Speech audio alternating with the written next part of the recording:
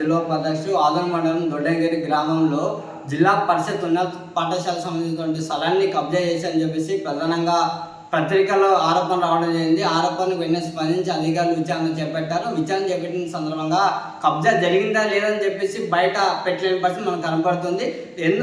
వెంటనే ఎవరైతే కబ్జా పాల్పడినారో ఆయనపై క్రిమినల్ కేసు నమోదు చేసి ఆ ప్రభుత్వ భూమిని ప్రభుత్వం ఆక్యుపై చేసుకోవాలని చెప్పేసి నిన్నటి రోజున ఆ స్కూల్ పూర్వ విద్యార్థులు ఆదరణ సబ్ కలెక్టర్ కార్యాలయం ముందు ఆందోళన కార్యక్రమం చేసి ఆ ఆందోళన కార్యక్రమానికి ఈయన ఎవరైతే శివప్ప గారు ఉన్నారో నేను కబ్జాను చేయలేదని చెప్పేసి నిరూపించుకోవాలి తప్ప ఈరోజు ప్రెస్ మీట్ పెట్టి ఎవరైతే ఆ ధర్నాలో పాల్గొన్నారో వాళ్ళ వ్యక్తులపైన వ్యక్తిగతంగా మాట్లాడుతూ రండి చూసుకుందాం కవార్దార్ లేదా కట్టెలు తీసుకొని వస్తా అని చెప్పేసి ఈరోజు ఈ విధంగా మాట్లాడడం చాలా దుర్మార్గం చర్య. దీన్ని తీవ్రంగా ఎస్ఎఫ్ విద్యార్థులను ఖండిస్తున్నాం.